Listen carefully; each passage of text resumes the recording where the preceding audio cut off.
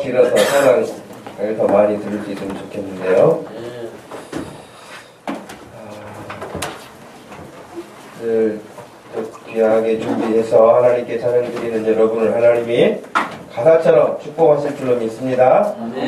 오늘 우리에게 주시는 하나님 말씀은 누가복음 14장 15절에서 24절 말씀입니다.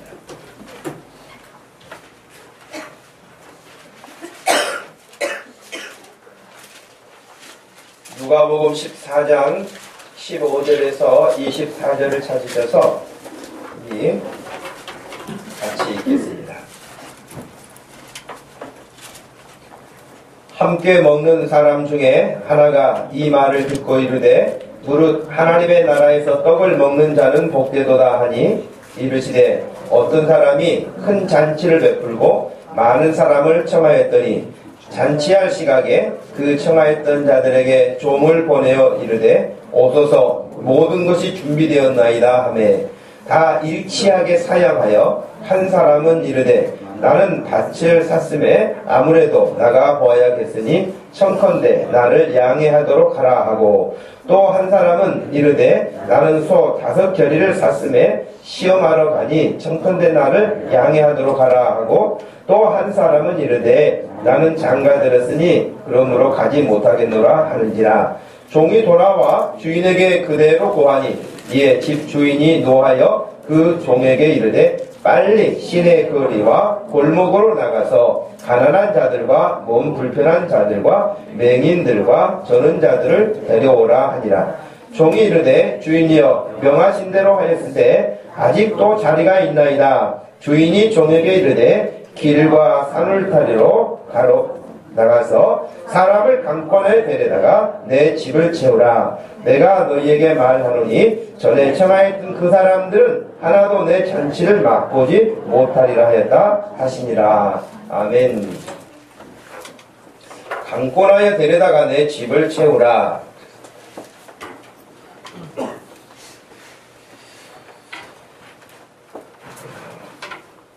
이 말씀 여러분 지금 여러분이 들으시고 이게 굉장히 어렵구나, 이게 난해하다, 이해하기 어렵다, 전체 스토리가 그렇게 이해하기 어려운 부분이 아니시죠? 예. 지금 어떤 사람이 큰 잔치를 베풀었다. 잔치를 베풀고 많은 사람을 청했다. 잔치할 시간이 되어서 이제 또다시 오도록 보냈더니 이번에는 전부 다 사양했다. 그래서 주인이 굉장히 화가 났다. 그래서 빨리 이 자리를 채우도록 처음에 초대장을 받지 못했던 사람들까지 장애가 있고 힘들고 가난하고 어려운 사람들 다 데리고 와라. 그렇게 해서 거리에 나가서 사람들을 데리고 왔는데 그래도 또 자리가 비어 있다는 거예요. 그랬더니 주인이 23절에 이르되 길과 산 울타리가로 나가서 사람을 강권하여 데려다가 내 집을 채워라. 그렇게 말씀합니다.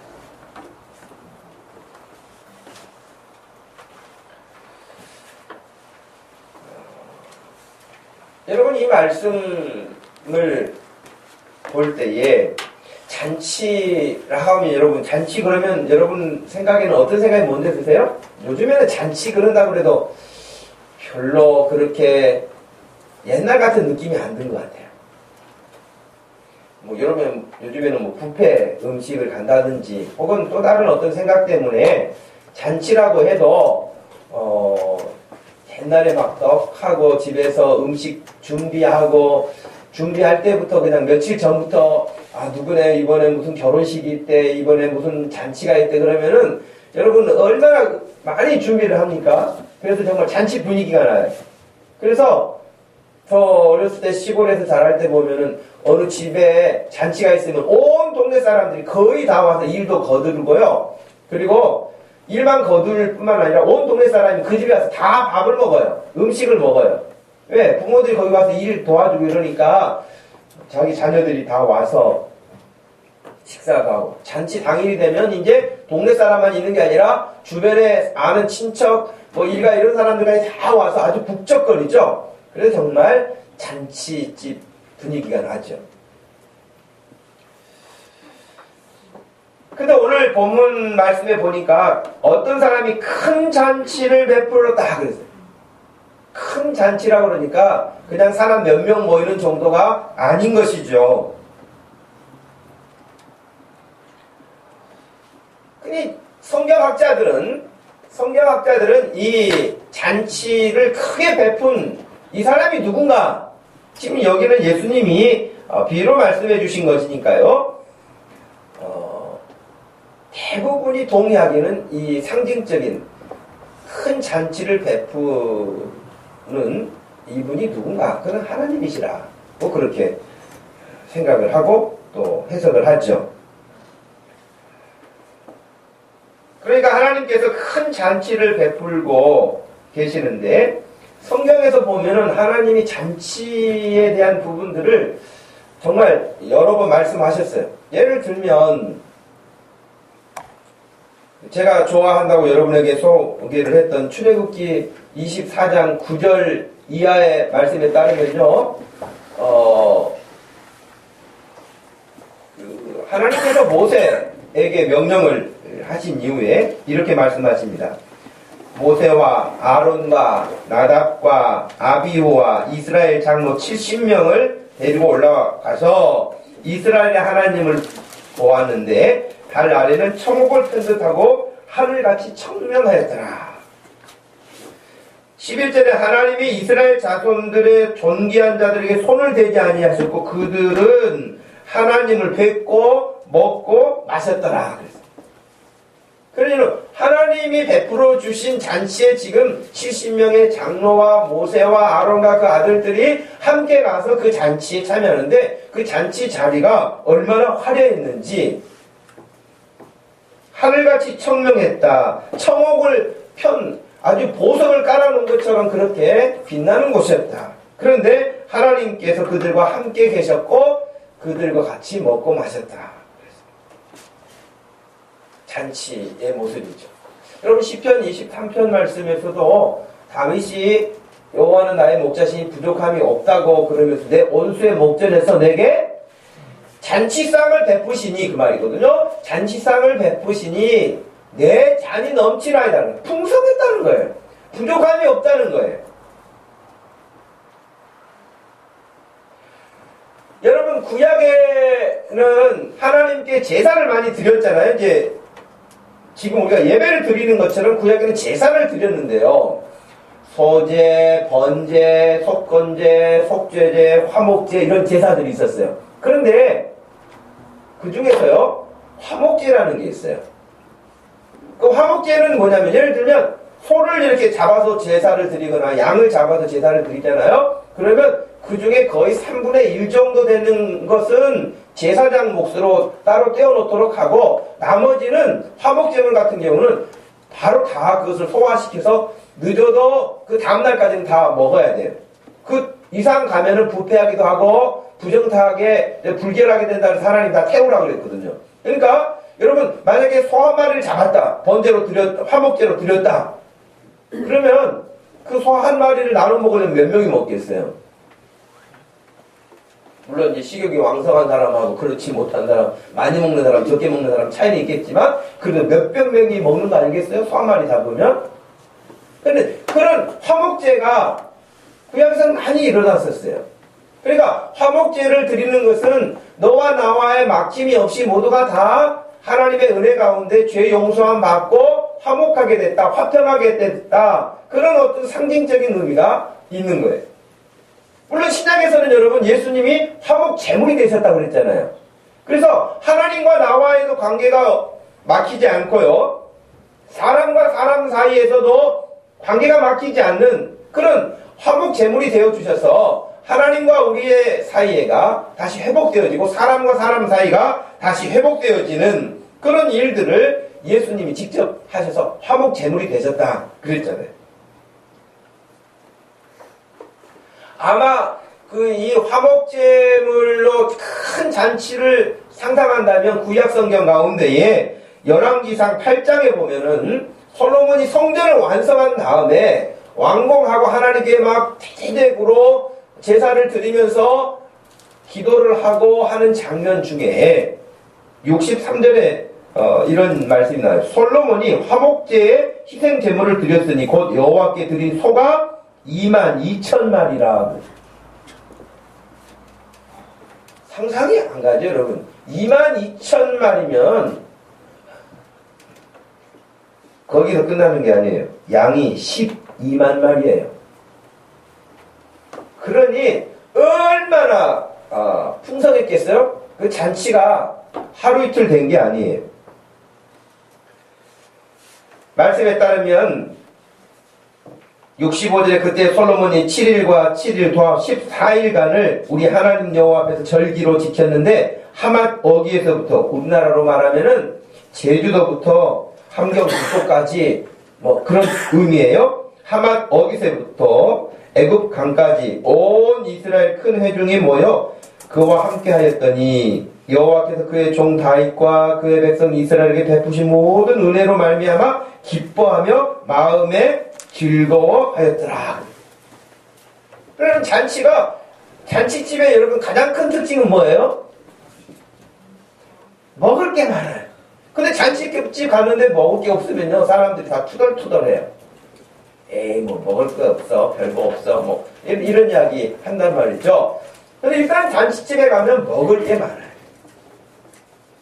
그러니 지금 솔로몬이 성전을 완공하고 난 다음에 하나님 앞에 이렇게 어마어마한 이렇게 제물을 화목 제물로 드리면서 백성들과 그것을 같이 나누고 있으니 얼마나 큰 축제였겠어요.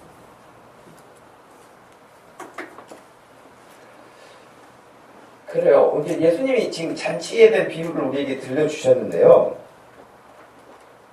저는 우리 하나님께서 우리를 향하신 마음이 늘 이러실 거라고 생각해요. 잔치집처럼 즐겁게 지내는 것을 우리 하나님이 기뻐하실 줄로 믿습니다. 우중충하고 찡찡하고 그냥 밥 3일 굶은 시어머니 얼굴 표정으로 째려보고 그냥 이렇게 불편한 마음으로 그냥 그런 것이 아니고 그러니까 여러분 교회 오기 전에 막 속상하고 힘든 일이 있었어도 교회 와서 자기 각자 생활 터전에서 열심히 살다가 여기 온 사람들 보면 반가워서 얼굴도 한 번 더 웃고 한 번 더 손 잡고 그래야 되는데 여기까지 와가지고 가재 눈 뜨고 그러면 안 되겠어요. 그리고 지금도 얼굴이 뭐 그냥 전쟁에 나갈 군인들처럼 아주 그냥 심각해 있거나 그러지 않았으면 좋겠어요.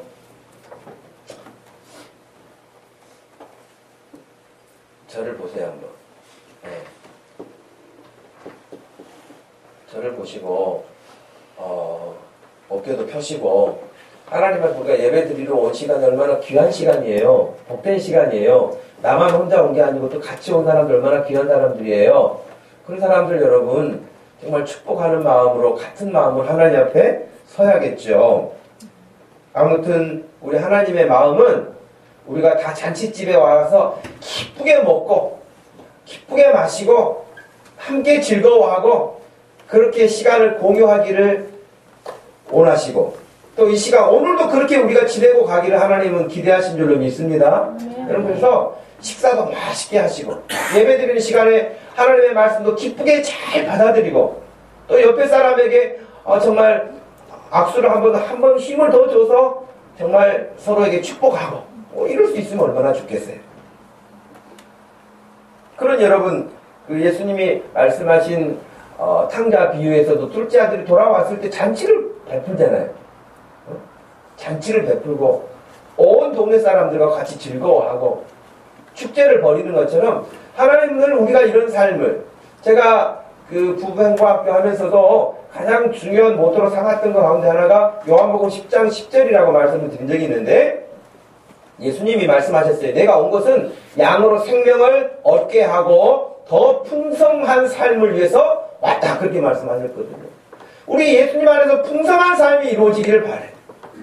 풍성한 삶.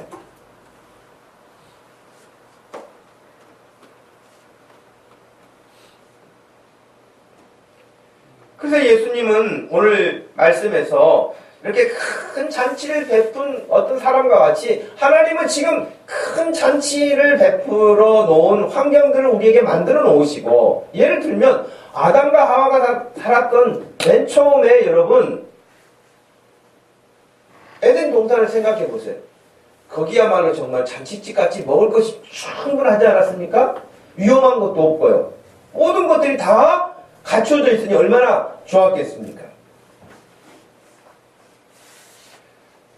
근데 결국에는 그 잔치집에서 다 쫓겨났잖아요.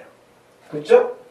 쫓겨났어요. 근데 하나님이 다 쫓아내버리시고 끝내신 것이 아니라 회복해 주기를 원하셔서 계속해서 다시 그 잔치집과 같은 회복의 기쁨을 누릴 수 있는 게 어떤 것인지를 말씀해 주셨는데, 그 말씀을 마치 종들을 통해 가지고 내가 잔치가 있으니 언제 오세요 라고 말을 알려준 것처럼 선지자들을 통해서, 선지자들은 하나님의 종이잖아요.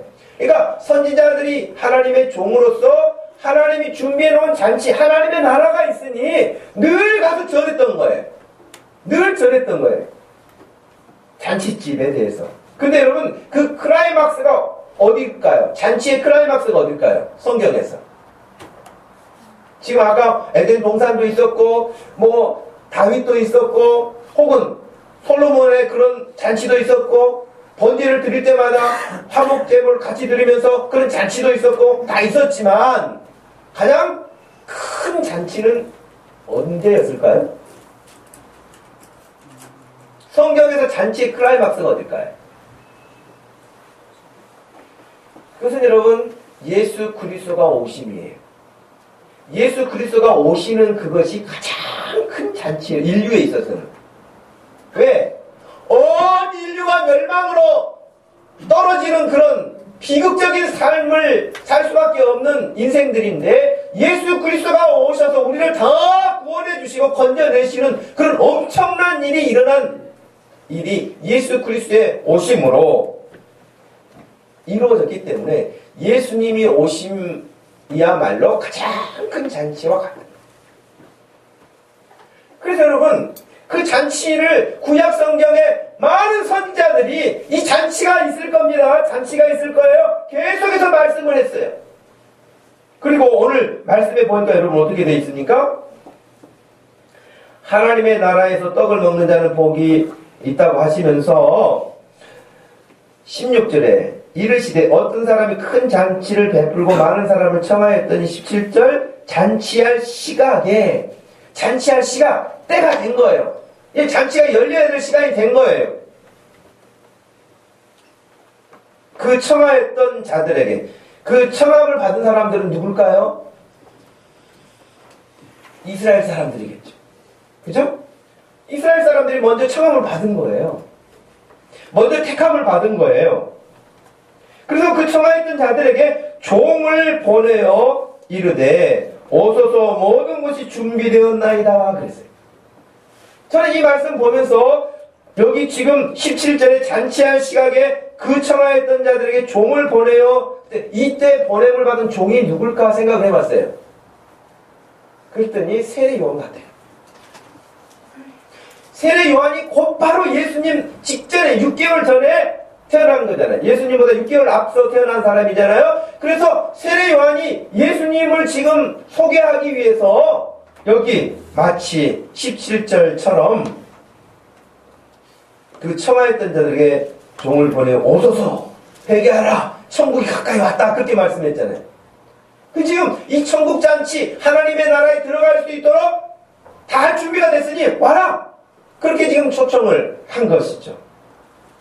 그랬는데 18절 보니까 다 일치하게 사양했다.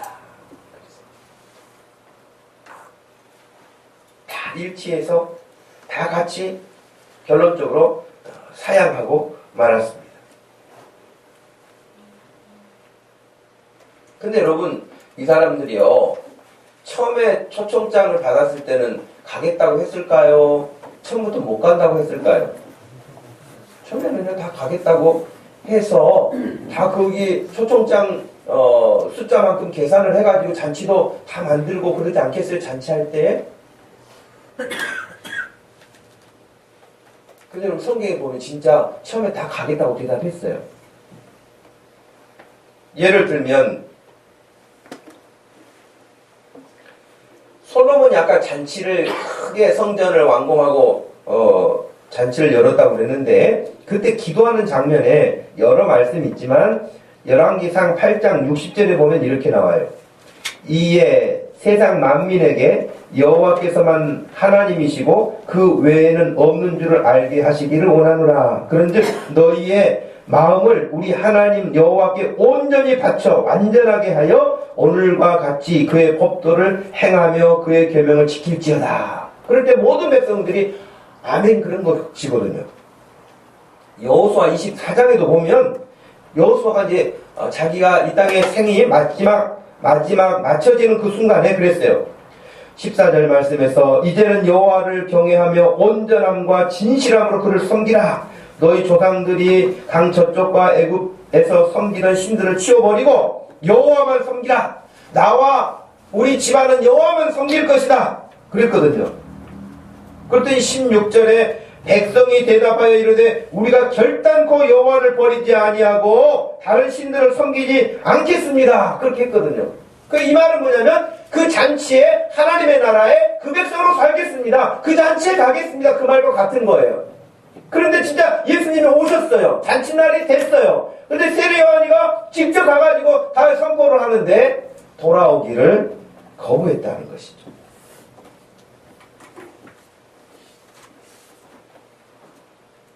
준비는 다 됐다고 말씀했어요. 잔치가 지금 준비가 덜 된 게 아니라 준비가 완벽하게 세팅이 다 끝났어요. 오기만 하면 돼요.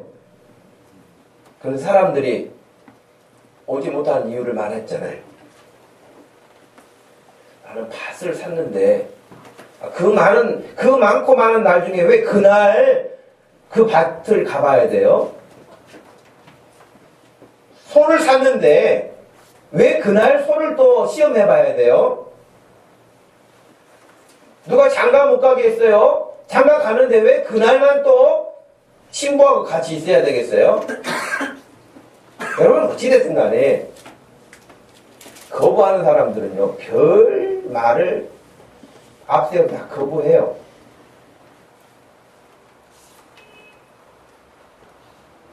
벌써 오래전에 나온 책 여러분 아시는 책 가운데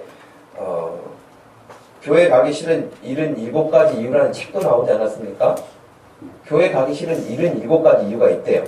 어디 77가지만 있겠어요? 770가지도 있겠죠.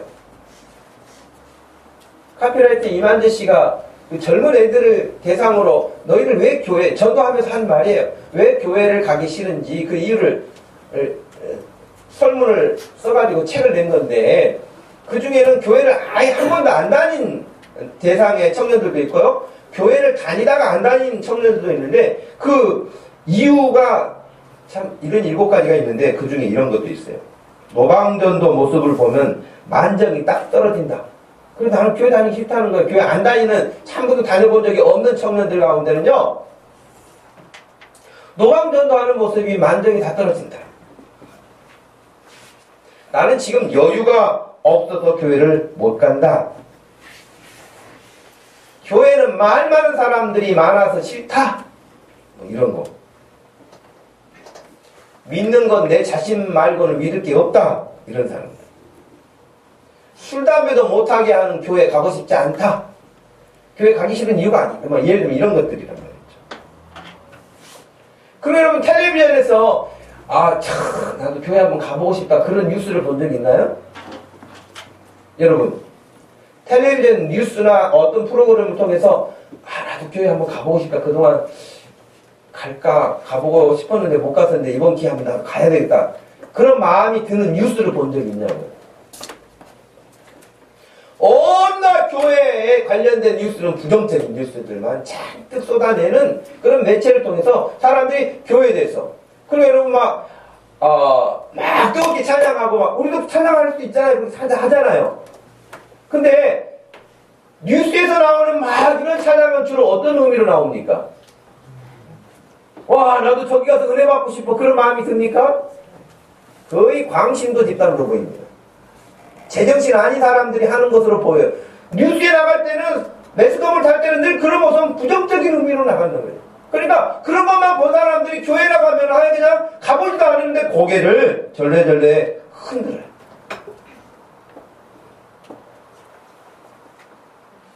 또 교회 나가기 싫다라고 하는 이유들 가운데 너무 교회가 허황된 이야기를 믿는다. 그 사람들은 허황된 이야기를 믿는다. 어떻게 마리아가 동정녀인데 아이를 낳느냐? 어떻게 물이 포도주가 되냐? 어떻게 소경이 눈을 뜨냐?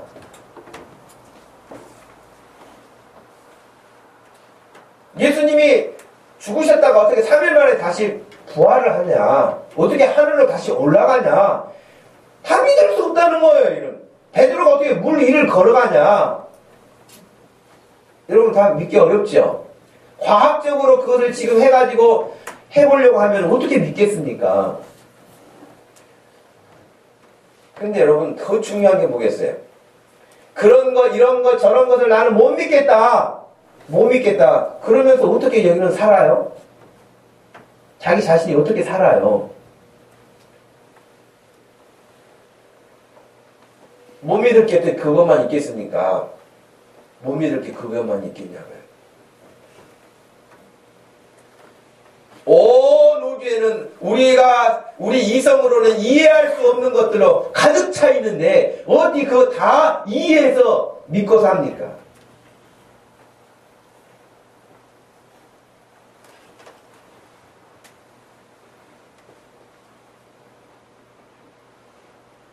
교회 경험이 있는 젊은이들 가운데는 교회 경험이 있는데도 불구하고 교회 나가기 싫은 이유 가운데 너무 많은 모임에 막 모이라고 하니까 강요하는 것이 싫다. 기업화된 교회의 위화감이 싫다. 교회 안에 쓸만한 총각이 없다. 결혼도 하고 싶고 그런데 교회 가면은 다 이렇게 좀 뭔가 좀 2% 부르족한 청년들만 있는 것 같아, 남자들이.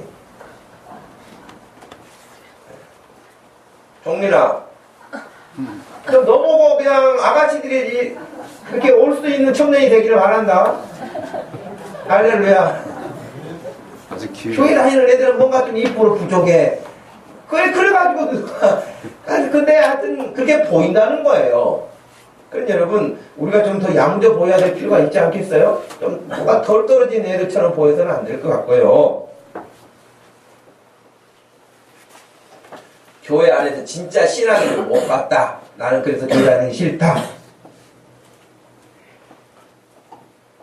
꼴 보기 싫은 사람이 많다. 저기는 뭐 얼마나 꼴 보기 좋고. 근데 하여튼 교회 다니기 싫은 사람은요, 별 이야기를 다 앞세워서 그투가 자기한테 성가대 하라고 하지도 않았는데 자기는 음치라서 찬양을 못하니까 가만히 싫다 이런 사람도 있어요. 이 사람 좀 믿음이 그래도 있는 것 같아. 잘해보고 싶은데 못해서 그런 거니까. 그리고 어떤 사람이 이런 말도 있어요. 지옥 갖고 막 협박한다 이런 말도 있어요. 그래서 교회 다니기 싫다는 거예요. 그럼 이런 사람들에게 진짜 친절하게 자상하게 잘 말해주면 올까요? 로마서 1장 말씀에 보면 19절 말씀에 하나님을 알만한 것이 그들 속에 있는데도 불구하고 하나님께서 이를 그들에게 보여주셨는데도 불구하고 그들 마음속에 하나님 두기를 싫어했다. 그렇게 돼 있어요. 하나님을 마음에 두기를 싫어해. 그래서 이 핑계 저 핑계 되는 것이지. 여러분 진짜 여러분이 좋아하는 일이 있으면은 안 합니까? 나를 세서라도 하죠. 하기 싫은 일은요 별걸 다 줘도 안 해요. 하고 싶은 일은 하는 것처럼 마찬가지예요.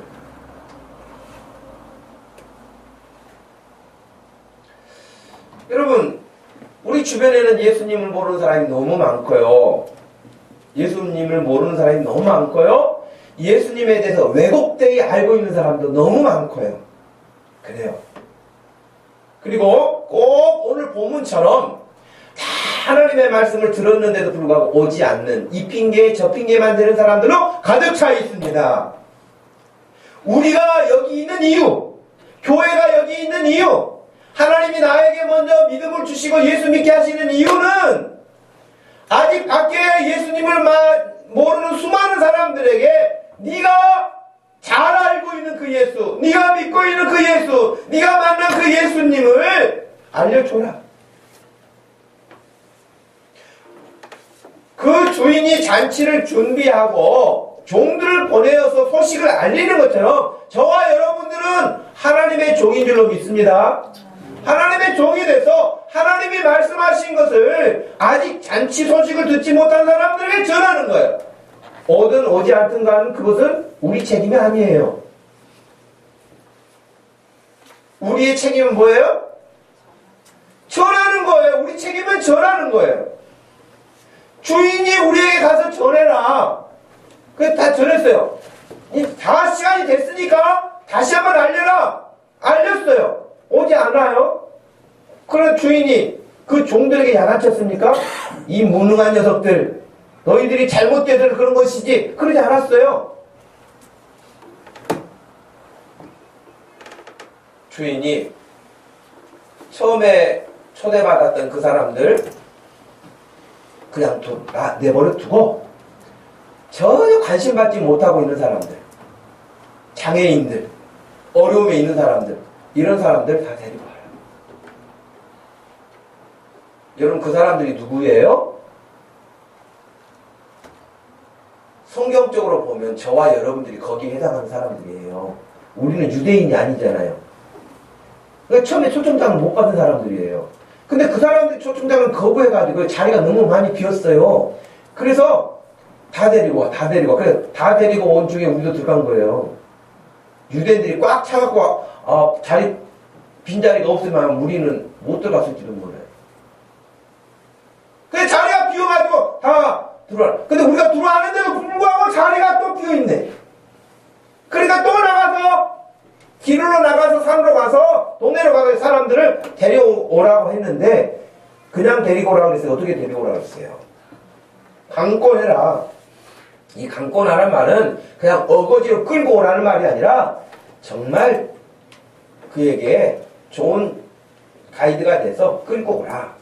근데 이 말씀을 문자적으로 그냥 해석을 한 사람이 있어가지고요.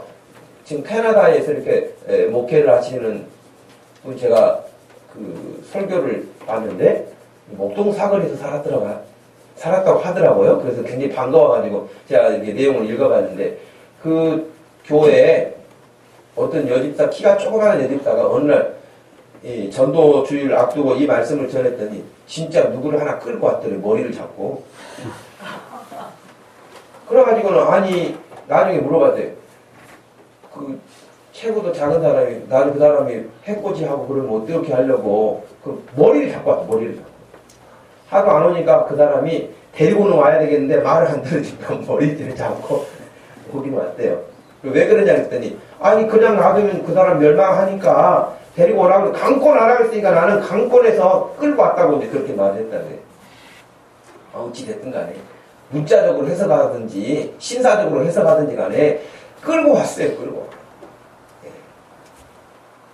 근데 지금 하나님 아버지 마음은 뭐냐면 잔치 안 오면 그냥 뭐 끝나지 뭐 우리끼리 끝나지 그렇게 하지 않으시고 잔치 자리를 채우라고 말씀하세요.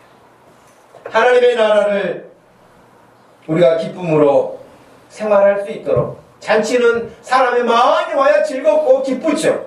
하나님은 자기의 모든 백성들이 다 멸망받지 않고 그 자리에 와서 함께 먹고 마시고 하나님과 더불어 즐거워하는 것을 기대하시지 그냥 안 오면 어쩔 수 없지라고 내버려 두시지 않고 그 자리를 채우는데 대신 그 자리를 채우는 사람들이 이스라엘 사람들이 아니라 이방인 사람들 중에서도 또 어렵고 힘든 사람들, 복음을 받아들이지 않는 배부른 사람들이 아니라 심령이 가난한 사람들, 궁핍한 사람들, 나는 하나님 없으면 못 살아요 하는 그런 사람들이 아직도 많다는 거예요.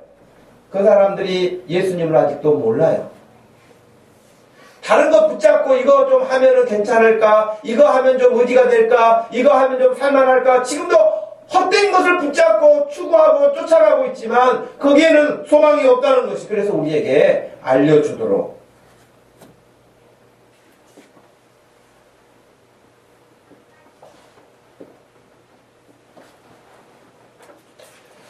고린도후서 5장 14절 말씀에서 사도 바울은 그리스도의 사랑이 우리를 강권하시는도다 그랬어요.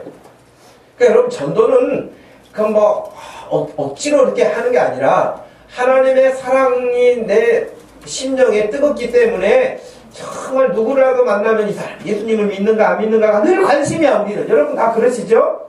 저 사람 예수님 믿을까? 안 믿을까?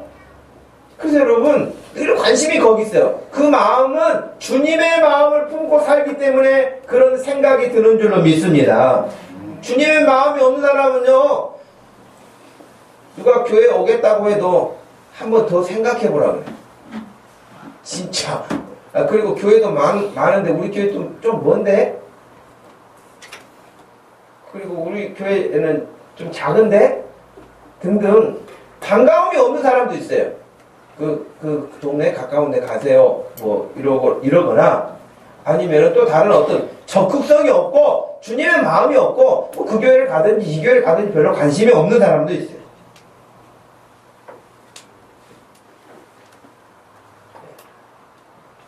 그러므로 여러분 바울과 같이 주님의 사랑이 나를 강권하는 그 마음 때문에 복음을 전하는,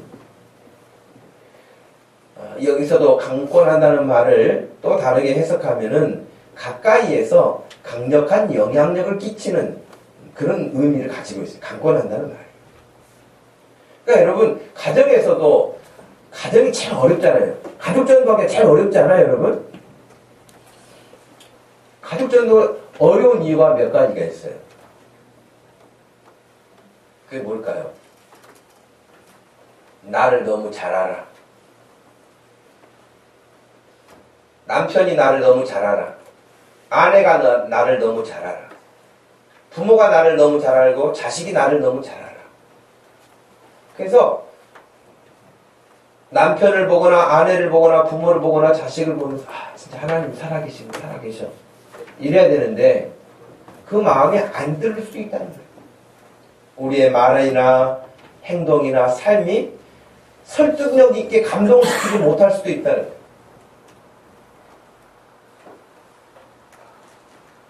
여러분 어찌됐든 간에 전도 열심히 해서 그 완악했던 사람이 결국 주님의 품으로 돌아온 이야기들을 듣고 보면 그래도 대부분의 결과는 뭐냐면 정말 정성껏 자존심 내버리고 사랑으로 섬기고 이해하고 베풀어주고 아껴주고 그거밖에 없어요.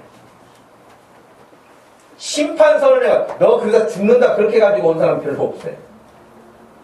사랑으로 섬겨주고 이해해주고 아껴주고 사랑받게 하고 그 일밖에 없다. 그것이 바울처럼 주의 사랑이 강권하는 마음이겠죠. 저쪽에 서울에 큰 교회가 있는데 그 교회 장로님이 병원을 경영하시는 분인데 국기계양대라고 있잖아요, 여러분. 국기계양대에 깃발이 3개 올라가 있대요. 하나는 태극기, 하나는 자기 병원기, 또 하나는 무슨 깃발이겠어요? 교회 깃발을 만들어가지고 자기 다니는 교회 이름 깃발을 하나 만들어가지고 국기계양대에다 올려놨대요. 3개를. 그러면서 하는 말이 뭐냐면 여기도 교회처럼 쓰임받게 해달라고 장로님이 기도하는 거예요. 그 간호사부터 의사까지 해서 거의 다가 다 그 교회를 다녀요. 병원 의사 하나 교회 다니기도 힘든데 병원 전체 다 다니니 얼마나 영향력이 있겠어요. 근데 그 병원장을 하고 있는 장로님 자신 스스로가 교회 깃발을 만들어가지고 국기계양대에 걸어놓고 할 정도면은 여러분 친절하고 그 직원들에게도 또 간호사들에게 의사들에게 주문하는 것이 우리가 주님의 마음으로 섬기도록 늘 그렇게 가르치고 실제로 본인이 그렇게 하고 그러니 많은 사람들이 감동을 받는 그런 병원입니다. 여러분 사업장에도 여러분 깃발을 하나 올려야 되지 않겠어요? 목동 주심교회 깃발을 하나 올려놓고 나 목동 주심교회 아무개 집사입니다. 권사입니다. 장로입니다. 이렇게 할 수 있는 그런 여러분 믿음을 가지고 하나님 여기가 예수 그리스도의 복음을 전하는 센터가 되게 해주세요. 여러분 당당하게 그렇게 나갈 수 있는 믿음 되기를 축복합니다. 그런 정도로 우리가 뭘 나가야 뭘 해보든지 말든지 하지. 관상도 볼지 모르는 사람들이 얼굴 보고 저 사람은 이 인상이 별로 안 좋아. 저 사람은 말을 안 들을 것 같아. 이 사람은 안 나올 것 같아. 이 사람은 딴 교회 다닐 것 같아. 다 자기 관상 보고 앉아 있으면서 말도 안 해. 그러니 여러분 좀 더 적극적으로 감당해야 될 몫입니다. 문제는 오늘 우리가 이제 이 말씀을 다시 들었잖아요. 듣고 난 다음에 해야 할 일이 뭐겠어요? 실행해야 되잖아요. 주님이 오늘 이 말씀을 우리에게 들려주셔서 주님이 원하시는 바가 뭐겠어요? 주님 2000년 전에는 어쩌셨는지는 모르지만 지금 한국은 굉장히 어려워요. 쉽지가 않고요. 만만하지가 않아요. 주님도 오시면은 꽤 힘드실 거예요.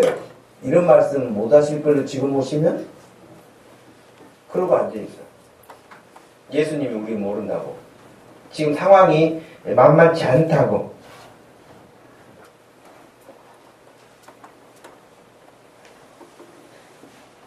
예수님이 지금 오셔서 여러분에게, 여러분 곁에 지금 예수님이 앉아 계셔요. 앉아 계시면서 너 지금 이 말씀 듣고 너 어떻게 할래? 좀 물어보셨어요. 강봉기 집사님 뭐라고 대답하실래요? 예수님이 지금 이 말씀을 너 들었지? 읽었지? 그럼 너 이번 한 주간에 어떻게 할래? 그럼 뭐라고 하실래요?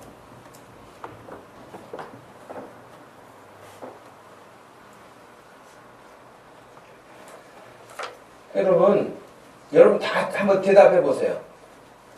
그리고 똑같은 답이 나와야 돼요. 주님, 그래요. 진짜 전도 어렵거든요? 근데 주님이 도와주시기만 한다면 제가 아무개도 찾아가 보겠고요. 길가에도 나가 보겠고요. 진짜 나가 보겠습니다. 저를 써주세요. 그래서 정말 주님의 교회가 빈자리가 없이 꽉 찰 수 있도록 하나님 저를 써주세요. 여러분 그런 마음을 가지고 나설 수 있는 결단이 있기를 바랍니다. 무슨 말씀을 하셔도 오늘 예배 끝났다. 나 집에 간다. 나 바쁘다. 이번 주에 할 일 많다. 이러고 있으면 여기 나와 있는 못 오겠다고 한 사람들과 다를 바가 없는 거예요. 여러분 무서운 말씀이 오늘 마지막 절에 있지 않아요? 뭐예요? 마지막 절 말씀이 뭐예요? 내가 너희에게 말하노니 전에 청하였던 그 사람들은 하나도 내 잔치를 맛보지 못하리라. 잘못하다가는요 우리도 잔치에 못 들어갈 수도 있어요. 나는 그냥 다 들어가겠지가 아니에요. 여러분 요한계시록 19장 5절 이하에 이렇게 말씀이 나옵니다. 보좌에서 음성이 나서 가로되 하나님의 종들 곧 그를 경외하는 너희들아 물론 대소하고 다 우리 하나님께 찬송하라 하더라. 또 내가 들으니 허다한 무리의 음성도 같고 많은 물소리도 같고 큰 내성도 같아서 가로되 할렐루야 주 우리 하나님 곧 전능하신 이가 통치하시는도다. 우리가 즐거워하고 크게 기뻐하여 그에게 영광을 돌리세. 어린 양의 혼인 기약이 이르렀고 그 아내가 예비되었으니 그에게 허락하사 빛나고 깨끗한 세마포를 입게 하셨은즉 이 세마포는 성도들의 옳은 행실이로다 하더라. 천사가 내게 말하기를 기록하라. 어린 양의 혼인 잔치에 청함을 입은 자들이 복이 있도다. 할렐루야. 혼인 잔치 우리 주 예수 그리스도와 더불어 우리가 누리게 될 그 잔치가 있어요. 근데 그 잔치에 들어갈 자들이 누구냐? 성도들의 옳은 행실이로다. 하나님의 말씀에 순종하는 자들이로다. 그랬어요. 저와 여러분들이 우리 주님의 그 혼인 잔치를 기대하면서 살 수 있기를 바라고 그 일들을 연습하는 것처럼 하는 것이 전도주의를 전도 정해서 전도하는 것이고 다른 사람이 복음을 전하는 것이고 하는 그 일들이 이 땅에서 끊임없이 훈련되고 반복돼서 하나님이 기뻐하시는 일들을 이루어가게 될 줄로 압니다. 이번 주간 여러분 말씀을 복잡하고 어렵고 심각하게 생각할 문제가 아니라 주의 말씀을 들은 종들이 나가서 주인의 말대로 강권하여서 데리고 오고 거리에 나가서 데리고 오고 전하라고 해서 전하고 한 것처럼 저와 여러분들이 이번 주에 모두가 할 일은 딱 한 가지. 여러분 공부하는 사람, 사업하는 사람, 직장을 하는 사람 다 바빠요. 그러나 동일하게 해야 할 일이 있는데 그것은 이번 주간에 강권하여 데려다가 빈자리가 없도록 채우자. 한번 따라서 해보실래요? 이번 주간 내가 할 일 거리로 나가서 강권하여 데려다가 내 앞 빈자리를 채우는 것이다. 여러분 한번 해볼까요? 이번 주에 한번 그렇게 해보실까요? 지금 여러분 머릿속에 제가 이렇게 말씀을 드려도 이번 주 굉장히 바쁜데 여러분 그런 사람 자기 머리 한 대 때려요. 예? 그런 사람 자기 머리 한 대 때리고 정신 차려라. 여러분 말씀을 들으면 복잡하게 생각하지 말고 이 말씀 그대로 이번 주에 순종해서 다가오는 8일 주일이 우리에게 하나님이 하시는 일을 또 이렇게 볼 수 있는 놀라운 역사가 일어나기를 기대합니다. 하나님 아버지 고맙고 감사합니다. 우리 하나님은 우리가 잔치집에 들어와서 먹고 마시고 풍족한 삶을 사는 것을 좋아하시고 기대하시고 그렇게 하기 위해서 예수 그리스도까지 보내셔서 우리를 죄악에서 건지시고 생명의 기쁨을 누리게 해주셨는데 여전히 지금도 바쁘다고 하는 사람 이런저런 일로 핑계만 대는 사람이 많은 이 시대에 우리를 하나님의 신실한 종들로 불러주셔서 맡겨주셨사오니 이번 주간 우리도 오늘 말씀에 나오는 종들처럼 먼저 전하라면 전하고 또 전하라면 전하고 거리로 나가라면 나가고 데려오라면 데려오는 그 일에 우리 모두가 순종해서 하나님이 일하시는 것을 직접 볼 수 있는 기쁨을 누리게 하여 주시고 경험하게 하여 주옵소서. 하나님 아버지 내가 입 다물고 어떻게 순종이 되겠습니까? 입을 열어 권면하고 전화해서 한 사람이 한 명씩 다음 주에 꼭 데리고 이 자리에 함께 예배하여서 살아 역사하시는 하나님을 함께 경배하고 찬양케 하여 주시옵소서. 하나님의 나라가 이 땅에 어둠의 세력을 물러가게 하고 하나님의 빛의 나라가 세워지게 하여 주시옵소서. 죽음에 있는 자들이 생명의 길로 나올 수 있는 역사가 일어나게 하여 주시옵소서. 특별히 이번 한 주간 하나님 내 관심사 첫 번째가 강권하여 데려다가 빈자리를 내 집을 채우라고 하신 말씀을 기억하며 살게 하여 주시옵소서. 감사하신 예수님의 이름으로 기도하옵나이다. 아멘. 다 같이 자리에서 일어나셔서 520장 찬양드리겠습니다.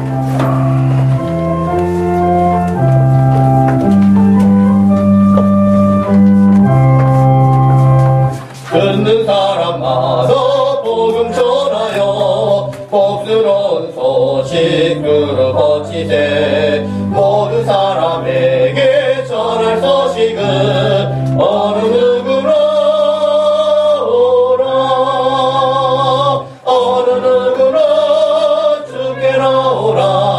어서 와서 주의 말씀 들으라. 하늘 아버지가 오라시니 어느 누구나 오라. 오는 사람들은 질체 말고서 문 열었을 때에 들어오시오. 생명길은 오직 그 주 예수니 어느 누구나 오라. 어느 누구나 주께 나오라. 어서 와서 주의 말씀 들으라. 하늘 아버지가 오라시니 어느 누구나 오라. 언약하신 대로 이룰 것이니 누구든지 언약 받을 수 있네. 아는 사람에게 생명이로다. 어느 누구나 오라. 어느 누구나 주께 나오라. 어서 와서 주의 말씀 들으라. 하늘 아버지가 오라 하시니 어느 누구나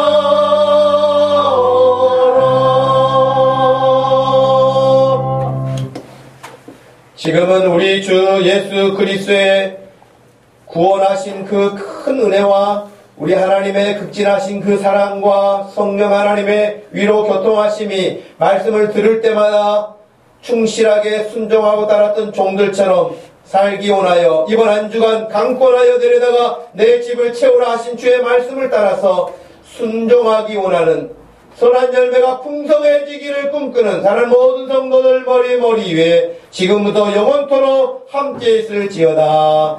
아멘.